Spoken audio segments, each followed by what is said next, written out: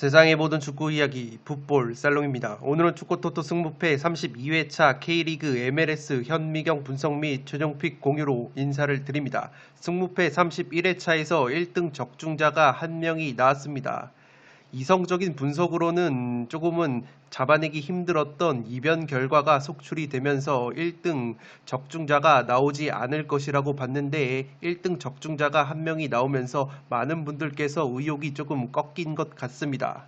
이번 회차 역시 MLS와 K리그 조합으로 들어오기 때문에 유럽 축구 개막이 얼마 남지 않은 상황에서 구독자 여러분들께서도 조금은 웜업 느낌으로 가볍게 소액 베팅을 추천드리도록 하겠습니다. 풋볼살롱 역시 조금은 힘을 빼고 가벼운 마음으로 베팅을 하려고 하기 때문에 최대한 분석 내용에 집중을 하셔서 나만의 픽을 만드시기 바랍니다. 지금 보시는 프로토 적중 내역은 풋볼살롱이 공유를 드렸던 프로토 조합픽 적중 내역입니다. 올림픽 축구 경기인 루마니아와 뉴질랜드, 스페인, 아르헨티나, 프랑스, 일본, 그리고 챔피언스리그 2차 예선 경기인 미트윌란과 셀틱의 경기를 조합을 해서 36.7배당에 나쁘지 않은 배당의 적중픽이 나왔습니다. 멤버십 회원 여러분들께서 굉장히 많이 탑승을 하셔서 적중의 기쁨을 누리셨는데 또 하나 적중픽이 나왔습니다. 올림픽 축구 경기인 사우디아, 브라질, 루마니아와 뉴질랜드 경기 2경기와 미국에서 치러지고 있는 골드컵 4강 경기 2경기를 조합을 했습니다. 이 카타르와 미국 경기 그리고 멕시코와 캐나다 경기는 미국과 멕시코가 한 골차로 승리를 할 것 같아서 모두 핸디 무승부를 조합을 했는데 이 경기까지 맞아 떨어지면서 28.6배당의 적중픽이 나왔습니다. 이 적중픽 역시 멤버십 회원 여러분들이 많이 탑승을 하셔서 적중 인증을 해 주셨습니다. 승무패 31회차를 앞두고 프로토에서도 분석 내용이 나쁘지 않게 맞아 떨어졌기 때문에 이 상승세를 몰아서 승무패 31회차에서도 많은 분들께 양질의 자료와 분석을 제공을 해 드리도록 하겠습니다. 풋볼살롱 멤버십으로 합류를 하시면 풋볼살롱이 직접 구매를 하는 프로토 조합픽 뿐만 아니라 제야의 고수분들께서 멤버십 카페를 통해서 다양한 정보와 구매 픽을 공유를 해주고 계십니다. 프로토뿐만 아니라 지금 보시는 승무패 현미경 분석 자료를 유튜브 동영상이 올라가기 전에 먼저 멤버십 회원 여러분들께 공유를 드리고 있기 때문에 시간적인 부분을 상당히 많이 세이브 하실 수 있고 최종픽 이미지까지 멤버십 회원 여러분들에게 빠르게 공유를 드리고 있기 때문에 관심이 있으신 분들은 풋볼살롱 멤버십으로 합류를 해 주시면 되겠습니다. 승무패 32회차 현미경 분석 1부 첫 번째 경기는 전북과 대구의 경기입니다. 저는 승무 투폴로 가보도록 하겠습니다. 이 단통픽을 원하시는 분들은 전북의 승리를 추천드리도록 하겠습니다. 풋볼살롱의 현미경 분석은 1부와 2부로 나눠서 진행을 해드립니다. 1부에서 1번부터 7번까지 다뤄드리고 2부에서 8번부터 14번 경기를 빠르게 다뤄드리도록 하겠습니다. 최대한 나만의 픽을 만드시는 것이 중요합니다. 살롱 코멘트 분석 내용을 기반으로 최종 픽을 그대로 따라가지 마시고 이 마음에 와닿는 픽들만 쏙쏙 골라서 나만의 픽에 조합을 하실 때 고등수 적중에 이를 수가 있습니다. 전북 같은 경우에는 수원FC에게 덜미가 잡혔습니다. 원정에서 0대1로 패배를 당했는데 확실히 아시아 챔피언스 리그 여파가 남아 있었습니다. 코로나19 확진자가 스태프가 나오면서 자가격리 기간이 길었기 때문에 훈련 기간이 굉장히 짧았고 김보경, 바로우 같은 선수들이 부상으로 인해서 출전이 불발이 되면서 전력 누수까지 있었던 전북입니다. 이 대구 같은 경우에도 울산에게 1대2로 패배를 당했습니다. 대구 같은 경우에도 세징야, 에드가 같은 핵심 공격자원들의 컨디션 자체는 나빠 보이지 않았는데 체력적인 문제가 조금은 있는 것 같습니다. 세징야 선수 같은 경우에는 날카로운 슈팅을 보여줬지만 살짝 빗나가는 슈팅을 보여주는 등 확실히 체력적인 문제가 있어 보였고 대구 같은 경우에는 핵심 수비 자원들의 이탈로 인해서 3백 수비 구축이 굉장히 어렵게 됐습니다. 홍정훈 선수와 김우석 선수가 직전 울산전에서 결장을 했고, 경기 도중에 올림픽 대표팀으로 차출이 됐었던 이 김재우 선수마저 무릎 부상으로 이탈을 하면서 공격수로 활약을 했던 김진혁 선수를 또다시 이 수비수로 활용을 할 수밖에 없었던 대구였습니다. 그렇기 때문에 이번에도 만약에 홍정훈이라는 수비수가 나오지 못한다면 김진혁 선수를 수비수로 활용을 할 수밖에 없게 되는 대구인데, 그렇게 되면 대구의 화력이 굉장히 떨어지기 때문에 전북적으로 조금은 기우는 매치이지 않나 싶습니다. 살롱 코멘트에서 정리를 해드리면 이 경기는 대구의 수비 쪽 전력 누수가 굉장히 크게 작용할 것으로 보입니다. 올 시즌 두 차례 맞대결에서 1승 1패 호각세를 보인 두 팀인데, 대구가 홈에서 전북을 1대 0으로 잡았을 때는 3백 완전체 수비가 갖춰졌을 때 김진혁 선수를 세징야 에드가 선수와 함께 공격적으로 활용을 할 때 좋은 경기력이 나왔습니다. 반면에 대구가 전북 원정에서 2대 3으로 패배를 당했을 때는 수비수 홍정훈 선수가 부상으로 나오지 못하면서 김진혁 선수가 지난 울산전과 마찬가지로 수비로 내려갔던 구조적인 약점이 있었습니다. 따라서 이번 경기에서도 홍정훈 선수의 출전 여부가 굉장히 중요할 것으로 보입니다. 직전 울산전에서 대구가 측면 박호 이동준 선수의 기술과 스피드를 막아내는 데 있어서 애를 먹었는데, 전북에는 바로우 선수가 부상 중이긴 해도 지금 상무에서 전역을 한 문선민 선수가 직전 수원전에서 나쁘지 않은 모습을 보여줬기 때문에 울산의 이동준이 보여줬던 스피드를 전북에는 문선민이 보여줄 수 있을 것으로 보입니다. 또한 울산의 박호가 보여줬던 기술적인 돌파는 포항에서 데리고 온 송민규 선수가 충분히 보여줄 수 있을 것으로 보이고, 한교원까지 측면 자원으로 대기를 하고 있는 전북이기 때문에 전북이 측면에서 우위를 가져가면서 대구를 상대로 좋은 경기를 할 수 있지 않을까 싶습니다. 전북이 최근에 전반전은 안정적인 경기 운영을 추구를 하면서 후반에 승부를 보는 패턴이 있기 때문에 중원과 공격 쪽에서 백업 자원이 부족한 대구가 전북의 후반 공세를 막아내기엔 굉장히 역부족이라고 보여집니다. 양팀 모두 아시아 챔피언스 리그 이후에 컨디션 저하가 있지만, 대구 같은 경우에는 올림픽 차출이 된 선수들이 굉장히 많았기 때문에 체력 누수가 조금은 더 심할 것으로 보입니다. 다만 제가 무승부까지 바치는 이유는, 그래도 대구가 만약에 홍정훈이나 정승원 같은 주축 수비수들이 들어온다면 김진혁을 수비가 아니라 공격적으로 올리면서 이 대등한 경기를 할 수도 있지 않을까 싶습니다. 따라서 이 홍정훈과 정승원 선수의 출전 여부를 마지막까지 파악을 하신 다음에 만약에 이 두 선수가 나온다면 저처럼 무승부까지 받쳐보실 것을 추천드리도록 하겠고, 만약에 두 선수가 나오지 못해서 김진혁 선수가 또다시 수비진으로 내려간다면 저는 과감하게 전북의 단통 승리까지 노려볼 수 있는 경기이지 않나 싶습니다. 두 번째 경기는 울산과 강원의 경기인데 승무 투폴로 가면서 이변을 노려보도록 하겠습니다. 울산이 대구와의 홈 경기에서 2대1 승리를 거두면서 최근 하락세에서 벗어났습니다. 홈과 원정을 비교해봤을 때 울산은 올 시즌 홈에서 6승 4무 1패로 패배가 단 1패밖에 없습니다. 강원과의 상대전적 면에서도 10경기 기준으로 7승 3무 0패로 압도적인 우위를 보이고 있는 울산이고, 올 시즌 맞대결에서도 1승 1무를 거둔 바 있습니다. 측면 자원인 박호 선수가 페널티킥을 유도를 하면서 맹활약을 했고, 후반전에 조커로 투입이 된 이동준 선수가 천금 같은 결승골을 넣어줬습니다. 올림픽 대표팀에 차출이 됐었던 원두재, 이동준, 이동경이 맹활약하면서 분위기 반전에 성공을 한 울산이고, 다만 울산이 올 시즌 3백 상대 팀을 상대로는 별로 좋지 못한 성적을 거두고 있었는데, 그래도 직전 대구와의 홈 경기에서 3백을 상대로 승리를 맛봤기 때문에 이번 강원전에서도 강원의 3백 수비를 충분히 공략을 할 수 있지 않을까 싶습니다.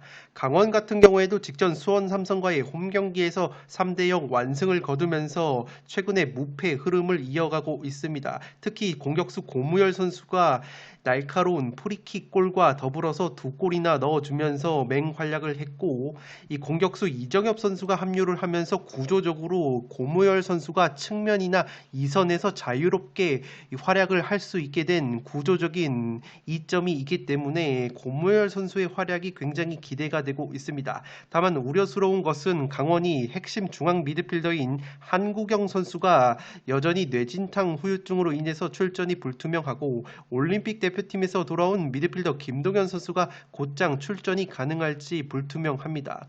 또한 용병 자원인 츠베타노프와 마티아라는 풀백과 미드필더 선수들은 이번 주에 자가격리가 끝나기 때문에 당장 실전 투입은 불가능할 것으로 보입니다.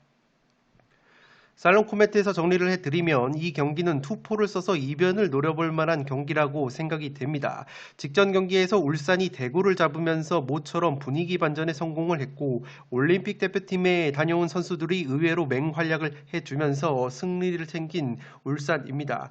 울산이 압도적인 중원 퀄리티를 앞세워서 핵심 미드필더 한국영이 빠져있는 강원을 상대로 허리에서 우위를 가져가면서 좋은 경기를 할 것으로 생각이 됩니다. 다만 강원이 공격수 이정엽이 영입이 되면서 고무열이 측면과 이선에서 자유롭게 움직임을 가져갈 수 있게 된 것이 공격력 상승을 이끌고 있습니다. 강원의 김병수 감독이 최근에 후반전에 윤석영 등을 투입을 해서 임창우, 윤석영 윙백들을 적극 활용하는 측면 공격으로 후반전의 재미를 많이 보고 있기 때문에 공격 쪽에서 지금 고무열까지 살아난 강원이 조재환, 김대원 같은 빠른 측면 자원들을 앞세운다면 이 울산 원정에서 승점 1점까지는 따낼 수 있지 않을까 싶습니다. 울산이 의외로 공중볼 경합이 최하위권 팀인데 강원이 울산보다는 지표상으로 제공권이 괜찮은 팀이고, 세트피스 상황에서 수비수 임채민이나 김영빈 같은 수비수들이 뚝배기 한 방이 있기 때문에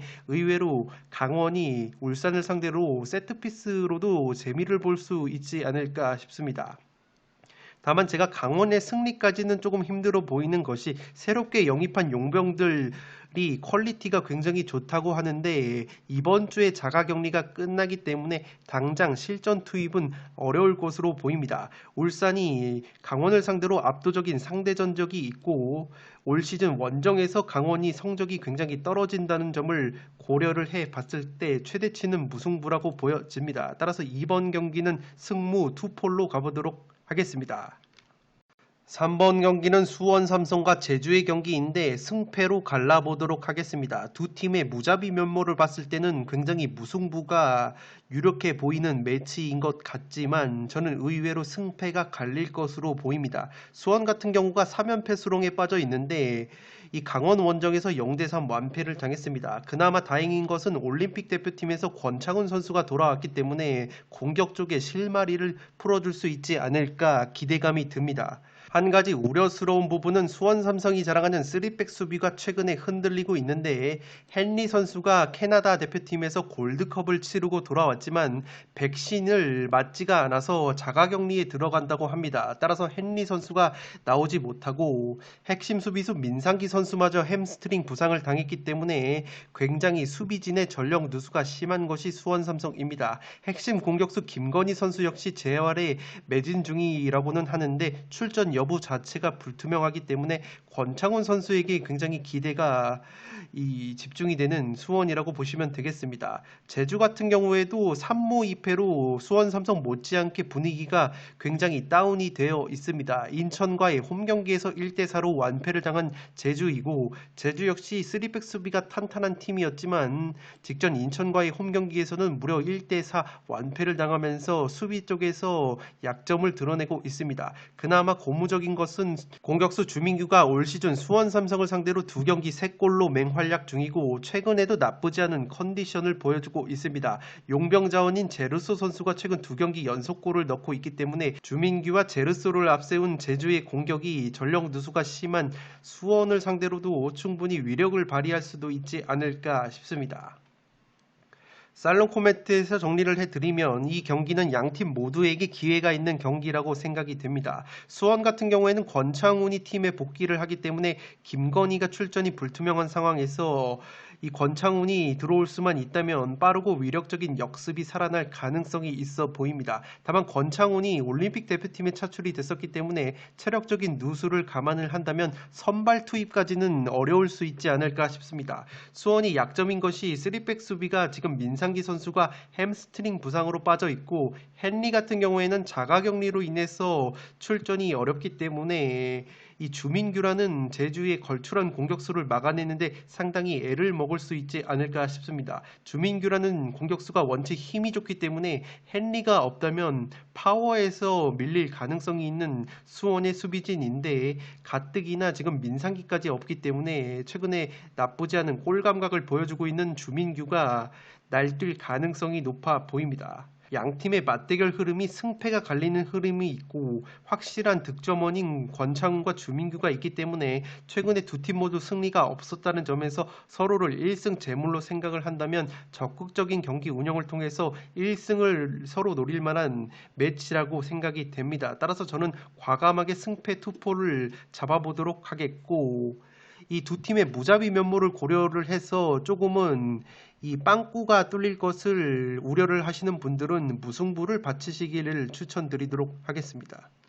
4번 경기는 성남과 포항의 경기인데 성남의 단통 패배로 가보도록 하겠고 독식을 노리시는 분들은 단통 무승부를 과감하게 추천드리도록 하겠습니다. 성남이 직전 포항 원정에서 0대1 패배를 당했습니다. 최근 5경기에서 2무 3패로 승리가 없는 것이 성남인데 성남이 권경원 선수가 합류를 하면서 수비력은 향상이 됐는데 여전히 아쉬운 것이 공격력이라고 보시면 되겠습니다. 지금 최전방의 뮬리치 선수의 개인 능력에 의존을 하는 성남의 공격 패턴이기 때문에 굉장히 단조로운 공격 작업이 이루어지고 있고 용병 자원인 부시와 이스칸데로프는 제 몫을 해주고 있지 못하기 때문에 또다시 뮬리치에게 의존을 해야 하는 성남이라고 보시면 되겠습니다. 직전 포항 원정에서 0대1 패배를 당했다고 말씀을 드렸는데 코로나19 집단 감염 여파로 인한 이 경기력과 컨디션 저하가 굉장히 눈에 띄었다고 보시면 되겠습니다. 포항 같은 경우에는 성남과의 홈 경기에서 1대0 승리를 거뒀는데 확실히 스타 플레이어는 없지만 김기동 감독 체제에서 유연한 전술 변화와 선수 기용을 통해서 한 팀이 되어가고 있는 것 같습니다. 포항의 특징이 홈과 원정을 비교해봤을 때 원정에서도 기복이 없는 성적과 경기력을 보여준다는 점인데 확실히 송민규 선수가 이적을 하면서 이 화력이 나오지 않는 포항이지만 그래도 권기표라는 젊은 공격수가 데뷔골을 넣으면서 성남전 승리를 견인을 했고 조커로 활약을 하고 있는 고영준 선수 역시 권기표의 결승골을 어시스트를 하면서 존재감을 과시를 했습니다. K3에서 데려온 박승욱 선수가 오른쪽 풀백으로 연착륙을 했기 때문에 신광훈 선수를 중원에서 활용이 가능하게 된 포항이고 그랜트 선수를 왼쪽 풀백이 아니라 중앙 수비에 놔두고 강상우를 다시 왼쪽 풀백으로 돌려서 왼쪽 측면 공격이 조금은 살아난 포항이라고 보시면 되겠습니다. 다만 우려스러운 것은 크베시치, 팔라시오스는 여전히 출전이 불투명하고 임상현마저도 지금 근육 부상으로 인해서 출전이 불투명하기 때문에 화력 약화가 예상이 되는 포항입니다. 살롱 코멘트에서 정리를 해드리면 원정보다 홈에서 성남이 적극적인 경기 운영을 하기 때문에 오히려 성남의 이런 홈에서의 적극적인 경기 운영이 독이 될 것으로 보입니다. 지표상으로 봤을 때도 성남이 올 시즌 홈에서는 3승 1무 6패로 원정보다는 승리를 많이 거두고 있긴 해도 실점 자체가 굉장히 늘어나는 성남이기 때문에 무리해서 적극적인 경기 운영을 하다가는 주중 경기에서 포항이 성남의 뒷공간을 노리는 효율적인 역습으로 재미를 봤었던 장면이 또다시 재현이 되지 않을까 싶습니다. 성남 같은 경우에는 김남일 감독이 홈에서는 뮬리치를 보다 일찍 투입하면서 적극적인 경기 운영을 할 가능성이 높아 보입니다. 이번 경기는 포항이 전반에 안정적으로 오히려 경기를 펼치고 후반에 고영준 같은 조커를 투입을 해서 승부를 보는 패턴이 나올 것으로 보입니다. 성남이 전반전에 승부를 보지 못하면 후반전 포항의 역습에 고전할 수 있는 경기라고 생각이 되어지고 다만 이번 경기 역시 포항 쪽의 핵심 공격 자원이 부상으로 빠지기 때문에 그리고 성남의 빈공까지 고려하면 많은 골이 터질 것 같지는 않은 경기입니다. 포항의 한 골차 신승이나 최대치로 무승부를 잡아볼 만한 매치라고 생각이 되고, 따라서 4번 경기는 성남의 단통 패배로 가면서 독식픽으로는 단통 무승부를 추천드리도록 하겠습니다. 5번 경기는 콜럼크루와 애틀유나의 경기인데 콜럼크루의 단통 승리로 가보도록 하겠습니다. 독식 픽으로는 단통 무승부를 추천드리도록 하겠습니다. 콜럼버스 크루가 기본적으로 홈에서는 4승 3무 1패로 홈에서 경기력이 다부진 팀인데 직전 DC와의 홈 경기에서 2대4 완패를 당하면서 시즌 첫 홈 패배를 당했습니다. 애틀란타와의 상대 전적은 5승 1패로 압도적인 우위를 보이고 있는 콜럼크루이기 때문에 직전 DC전의 대패를 애틀란타를 상대로 풀어야 될 것으로 보입니다. 에이스 젤라라얀 선수가 4경기 만에 득점포를 가동을 한 것은 고무적이라고 볼 수 있겠는데 두 경기에서 무려 실점이 8골 8실점이나 되기 때문에 수비 불안감이 있다는 점을 체크를 해 주시기 바랍니다. 애틀란타 같은 경우에는 리그 5경기 2무 3패 하락세에 빠져 있는데 리그 12경기로 확대를 하면은 7무 5패로 승리가 1승도 없습니다. 그나마 감독 교체 이후에 경기력 자체는 살아났다는 평가가 있기 때문에 직전 몬트리올 원정에서도 2대2 무승부를 거둔 점을 고려를 하면 최대치로는 무승부로 콜럼크루의 덜미를 잡을 수도 있지 않을까 싶습니다. 다만 우려스러운 것은 애틀란타의 주전 공격수인 마르티네즈 선수가 퇴장 징계로 결장을 합니다. 이 몽레알전을 포함해서 최근 2경기 연속골로 마르티네즈 선수가 나쁘지 않은 컨디션을 보여줬는데 마르티네즈가 원정 경기에서 나오지 못한다면 가뜩이나 지금 원정에서 공격력이 떨어지는 애틀란타가 화력 저하가 굉장히 심할 것으로 보입니다. 살롱 코멘트에서 정리를 해드리면 이 경기는 최근 분위기가 좋지 못한 두 팀의 맞대결이라고 보시면 되겠습니다. 콜럼크루는 홈 깡패팀인데 직전 DC전에서 홈 경기에서 2대4로 완패를 당하면서 시즌 첫 홈 패배를 맛봤기 때문에 분위기 자체가 굉장히 다운이 되어 있습니다. 다만 올 시즌 콜럼크루가 3연패는 없었다는 점에서 반등할 기회가 있어 보입니다. 애틀란타 역시 감독 경질 이후에 분위기가 살아나는 듯 했는데 경기는 잘해놓고 승리를 거두지 못하는 패턴이 반복이 되고 있습니다. 더욱이 원정에서 1승도 없는 애틀란타가 주포 공격 자원인 마르티네즈 선수가 퇴장을 당했기 때문에 가뜩이나 원정에서 약한 화력이 더 약화될 가능성이 있어 보입니다. 콜럼크루는 기본적으로 효율적인 롱볼 축구를 구사를 하는 팀이기 때문에 애틀란타가 롱볼 수비에 취약점을 보이는 점에서 충분히 롱볼을 활용해서 공략이 가능할 것으로 보입니다. 애틀란타가 세트피스에 강점이 있는 팀이지만 콜럼크루가 세트피스 수비가 나쁘지 않다는 점에서 애틀란타가 세트피스로도 재미를 보지 못한다면 콜럼크루 원정에서 승리를 거두기에는 굉장히 버거운 매치라고 보여집니다. 다만 콜럼크루가 최근 수비가 불안하다고 말씀을 드렸고 직전 경기에서 홈 첫 패배를 당한 만큼 경기력 자체는 나쁘지 않은 애틀란타가 특유의 무자비 본능을 발휘를 해준다면 최대치로 무승부로 덜미를 잡을 수 있는 매치이지 않나 싶습니다. 따라서 폴더스의 여유가 없다면 콜럼의 단통 승리를 추천드리도록 하겠고 이 독식픽을 과감하게 노리실 분들은 무승부까지 받쳐보실 것을 추천드리도록 하겠습니다. 6번 경기는 미네소타와 휴스턴의 대결인데 미네소타의 단통 승리로 가보도록 하겠습니다. 폴더스에 여유가 있으신 분들은 승패 투포를 잡을 만한 경기라고 보여집니다. 미네소타 같은 경우에는 직전 밴쿠버 원정에서 2대2 무승부를 거뒀습니다. 최근 리그 5경기 2승 2무 1패 2연속 무승부를 거두고 있는 미네유나이고 홈과 원정을 비교해봤을 때 확실히 미네소타는 홈에서 5승 1무 2패로 원정에서의 1승 4무 3패보다 훨씬 더 좋은 성적을 거두고 있습니다. 휴스턴과의 상대 전적은 2승 2무 2패로 굉장히 팽팽한 흐름이고 홈에서는 1승 1무로 패배가 없는 흐름을 보여주고 있습니다. 미네소타 같은 경우에는 핵심 왼쪽 측면 자원인 프라가파네 선수가 부상 중이기 때문에 왼쪽 측면 공격의 화력이 저하가 될 가능성이 있어 보이지만 그래도 로빈 로드와 레이노스라는 원투펀치 공격이 최근 나쁘지 않은 컨디션을 보여주고 있기 때문에 충분히 화력 자체는 나올 것으로 보이고 오른쪽 측면 자원인 핀레이 선수가 직전 경기에서 시즌 첫 골을 신고를 했기 때문에 프라가파네가 빠지는 상황에서 핀레이가 측면 공격을 책임져 줄 수 있지 않을까 싶습니다. 올 시즌 원정에서 2연속 무승부 뒤에 홈에서 반전을 하는 패턴이 있기 때문에 최근 원정 경기에서 연이어서 무승부를 거둔 미네소타가 3연속 무승부는 거두지 않지 않을까 싶습니다. 휴스턴 같은 경우에는 리그 5경기 3무 2패로 하락세에 빠져 있습니다.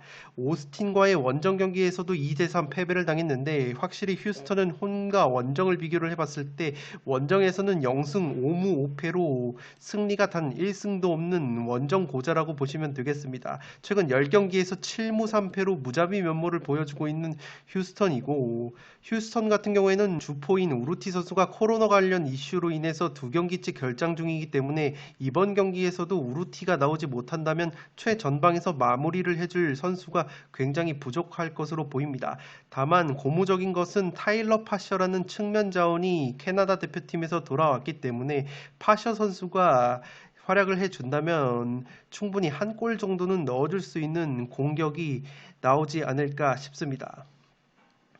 살롱 코멘트에서 정리를 해드리면 이 경기는 홈팀 미네소타가 좀 더 유리해 보이는 매치입니다. 홈과 원정 성적을 비교해봤을 때 홈에서 훨씬 더 좋은 성적을 보여주는 미네소타이고, 올 시즌 원정에서 2연속 무승부를 거둔 다음에 홈에서 승리로 반등을 하는 패턴이 있습니다.